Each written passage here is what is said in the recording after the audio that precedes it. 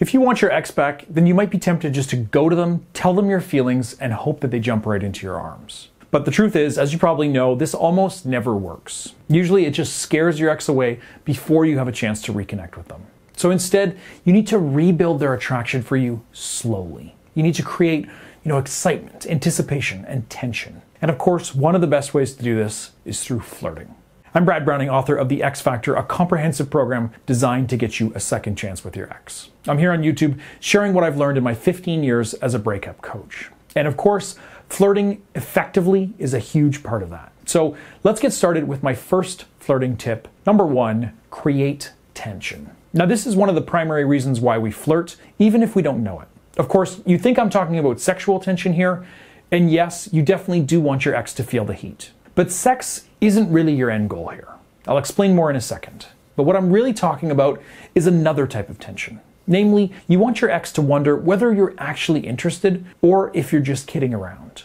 And this is actually why flirting is so powerful. If it's done correctly, the other person can never really be sure how serious you are about the things that you're saying. If you just come out and say it, then all of that tension just disappears. But if you keep it, subtle and mysterious, it can really drive your ex wild. And once you have them thinking about you and wondering about your intentions, even when you're not around, you're on the path to winning them back. Number 2, remind them of the past. Now, one of the things that sets you apart from all the other people who are interested in your ex, and trust me, they are out there, is that the two of you have a history together.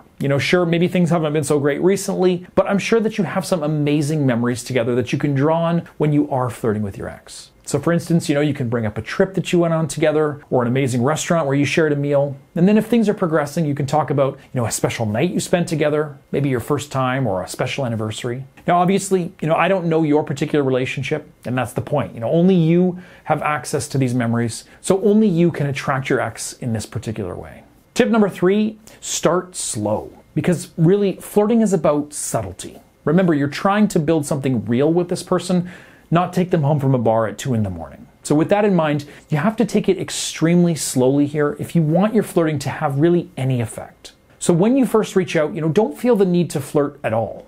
Just be friendly and interesting and let things build from there. And wait until the time is right to flirt, and it's going to have a much more powerful effect than if you just come out swinging on the first message. Number 4, tease your ex. Now, this is an important one because if you want to create tension, you do need to vary how you interact with your ex. Obviously, being friendly and interested should be your default, but you also want to push them a little bit to keep things exciting. And teasing is maybe the best way to do this. Now, teasing can be tricky, but you know your ex and you know how they respond to this kind of behavior. So just, poke fun at them lightly. Try giving them a silly nickname or, bring up a stupid mistake that they made that one time. Just don't make fun of them for anything that they're genuinely insecure about. So if your ex is 10 years older than you and this created issues in your past relationship, then of course that's not a good thing to tease them about. But if they're 4 months older than you, then calling them grandpa or old timer or speaking loudly as though they're going deaf is something that might make them laugh. Remember, you know your ex better than I do, so use that knowledge to find something to bug them about. Just always do it, with a smile on your face so that they know you don't mean anything by it.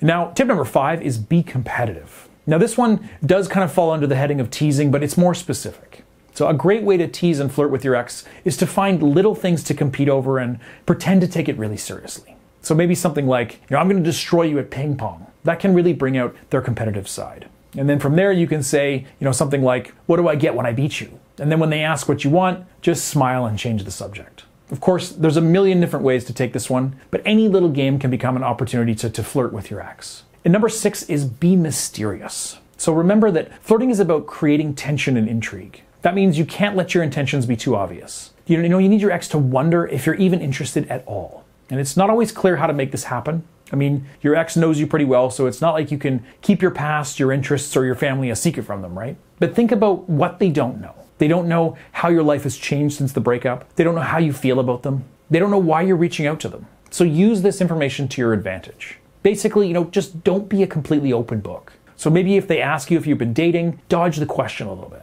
They don't need to know exactly what you've been up to. Now, a great way to be mysterious is by sort of deflecting questions and making jokes. Of course, too much of this can be annoying, but if you can sprinkle it in here and there, it will get your ex wondering and asking even more questions. And of course, this does apply to flirting as well. So don't say, I'd love to sleep with you again because you turn me on so much. Just something like, "I just wish we could be alone together." That conveys much of the same idea to your ex without being so, obvious and crude. And number 7 is use compliments. Now, complimenting your ex is an important part of flirting, but you definitely need to do it sparingly and in a very targeted way. So what I mean is, don't just text them a compliment out of the blue. Let them come up naturally. So maybe your ex is, telling you about some trouble they've been having at work. Say something like, "I'm sure you'll figure out a solution. You've always been really good at solving problems." This is the kind of compliment that can hit your ex like a ton of bricks. And they maybe end up, just thinking about it all day long. And that's why I say that you shouldn't be too complimentary, especially early on in the attraction process. The less you compliment your ex, the more power your compliments are going to have. And again, remember to be specific. "You're so hot" can be nice, but pointing out a specific feature is always going to have a lot more of an impact.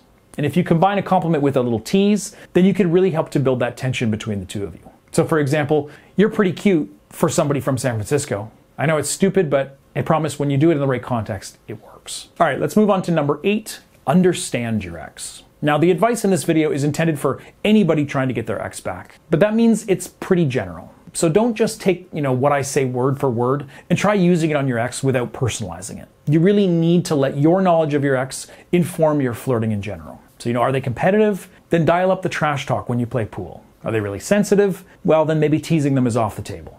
It can feel like a tall order to take all of this into account when you're talking to your ex, but you're already doing it for the most part. Just try to be aware of what you know about them and how they react to things, and you'll be fine. This is where we're talking about taking it slow. That can really help here because it helps you to avoid mistakes and to actually connect with your ex more effectively. All right, number 9, be interested. I think it can be easy to get caught up in your feelings towards your ex and forget that they're a real person with feelings as well. So don't make this mistake.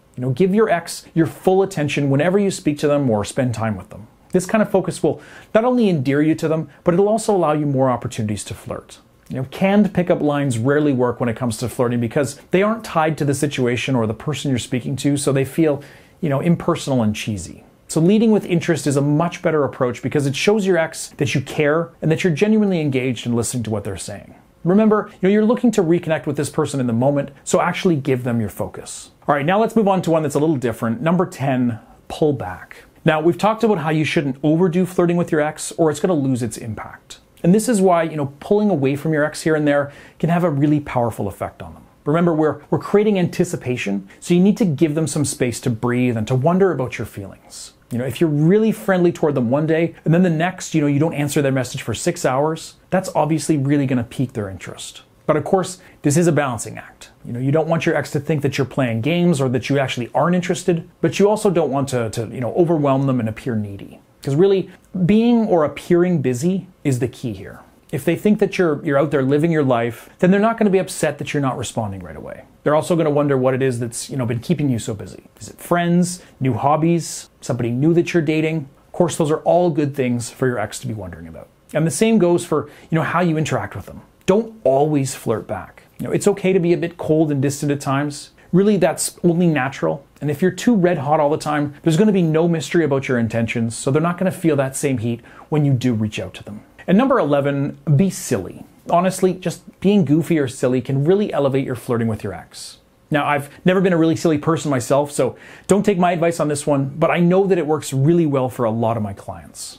I'll just say that, you know your ex's sense of humor. You know how to make them laugh. So use that knowledge, be a bit wacky, and make the effort to connect with them in that way. So doing a funny voice, telling a stupid joke, or doing an extended bit, that can all work here. The important thing is that you're putting yourself out there and you're showing your ex that you'll make the effort to make them laugh. Which brings us to number 12, be real. Now, a lot of my advice in this list has been about keeping your ex in suspense about your feelings by essentially sending mixed signals. And this is all great and very effective, but at some point, it can be even more powerful to actually get real with them. Now, use this one very sparingly. Remember, you don't want to get into deep emotional conversations with your ex. That's just going to cause more drama and remind them of the breakup. But, say you've been spending more time together with this person, you've just had an awesome date where you laughed and shared a great meal. If things are going well, just grab their hand, look in their eyes and say, it's been really great spending time with you again. I missed this. And then leave it at that. Just a single moment like this can really transform the tenor of the relationship in a powerful way and make your ex's stomach fill with butterflies. I know it can be hard to open yourself up like this when you're not really sure how your ex feels. So if that's where you're at, take my free quiz right now at breakupbrad.com/quiz to find out your chances with your ex. It's completely free, it takes less than 5 minutes, and it's completely confidential. And of course, it is a great way to completely eliminate that bad feeling in the pit of your stomach that your ex just may not be interested. Again, find out for yourself right now at breakupbrad.com/quiz. All right, and tip number 13, I call it you wish. Now this one is a little tricky to pull off, so save it until you're really starting to click again with your ex, but it's essentially another way of teasing them. You want to accuse them of lusting after you, basically. So maybe you have to, take off your hoodie and your shirt comes up a little. Just say something like, hey, no peeking, or I know I didn't just catch you checking me out, or hey, my eyes are up here. Hopefully you see what I mean, right? It's a little bit silly, but it can create a fun little moment with your ex. Maybe they deny it and you go, sure, and smile at them. Or maybe they admit to it and then you could push it a bit further. I bet you were thinking about blank. Again, of course, don't overdo it here. Just get them engaged and then change the subject. You will have their heart racing if you can get this one right. Now, number 14, keep it light. I've talked a little about not getting into deep conversations with your ex. And essentially, that's what flirting is all about. But flirting can easily get out of hand and, pretty soon you're talking about how much you love them and you miss them and need them back in your life. So don't let that happen to you. And this is why I'm always saying change the subject, avoid the question, and keep things moving. Stick to less serious topics of conversation and make laughing and joking your main focus, at least early on. Number 15, don't sleep with them right away.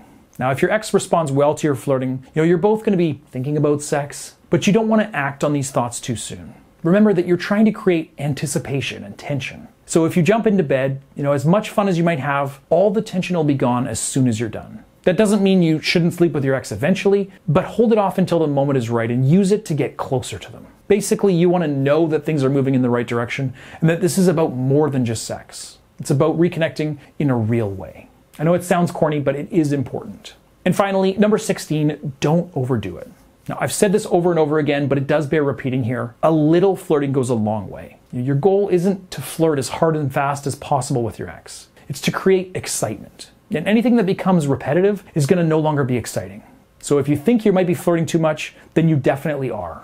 And if you're not sure, then you probably are as well. So take it down a notch, pull away a little bit, and give your ex some space. And that way, the next time you flirt with them, it's going to hit that much harder.